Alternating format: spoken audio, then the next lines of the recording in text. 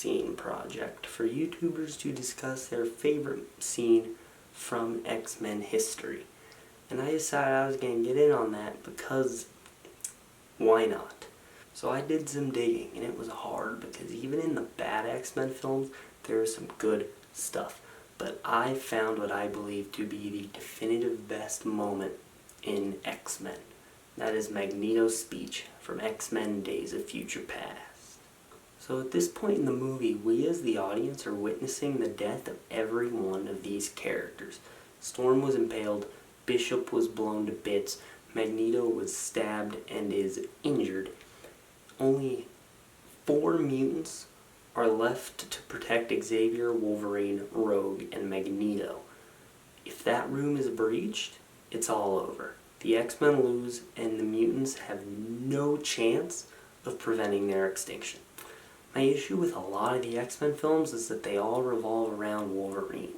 And even if the story isn't about him, they still somehow make it that he is essential to saving the day.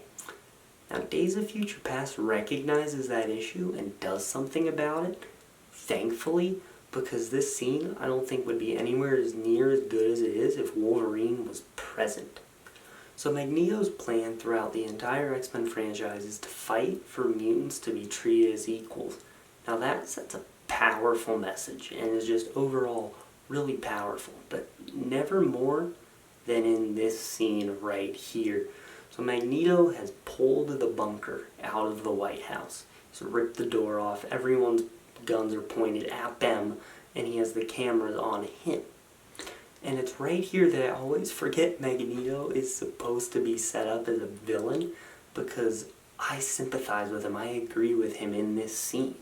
He doesn't even threaten anyone before he asks a question and gives a valid answer. You built these weapons to destroy us. Why? Because you are afraid of our gifts. Because we are different. Humanity has always feared that which is different. He just wants everyone to know how genuinely depressing it is that he is looked down upon and his kind's tortured and murdered for having superpowers. He has witnessed his friends be killed in 2 separate timelines. He is pissed, and frankly, he has every right to be pissed.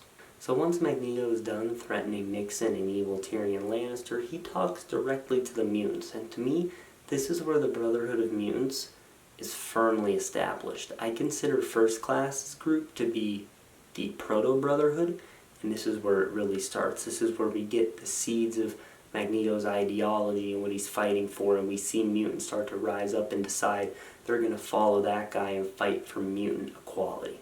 And because this is a time travel movie, there are 2 timelines climaxing simultaneously, which means they can do some cool stuff with the editing to make this scene even more powerful and poetic. As the Brotherhood of Mutants is established and Magneto begins the fight for mutant equality, we see 50 years later the extinction of mutants. We see the birth and death of the fight for mutants at the exact same time. And just as Magneto makes the statement that helps the divide between him and Charles grow, we see future Magneto make the statement that will help it shrink. Now, X-Men First Class is a self-contained story. Each character in that movie has a beginning and an end point to their respective arc. But Days of Future Past begins the characters' arcs for the entire series in both the original timeline and the new timeline. Now you may be wondering where I'm going with this. What I'm trying to say is this scene is a lot cooler than you might think it is. This is the beginning of Magneto's arc.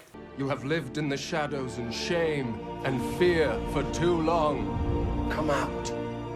Join me. Fight together in a brotherhood of our kind.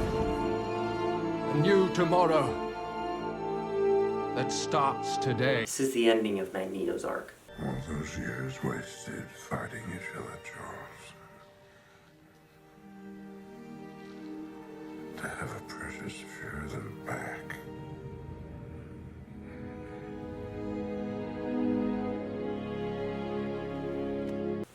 They happen at the exact same time. So let's wrap this up. This scene is perfection. It is both a beginning and an end. A character study and filled with comic action. A battle for the past and a battle for the future. A man standing up for what he wants mirrored with a man who knows he can't have it. A man trying to prevent genocide mirrored with a man who knows he couldn't. A man who spent his entire life fighting against his friend versus a man who realized he should have spent his entire life fighting alongside him. This scene has balls. It has depth. It has meaning. It is filled with character and emotion. It manages to accomplish in 2.5 minutes what most movies can't accomplish in 2.5 hours. And that is why it is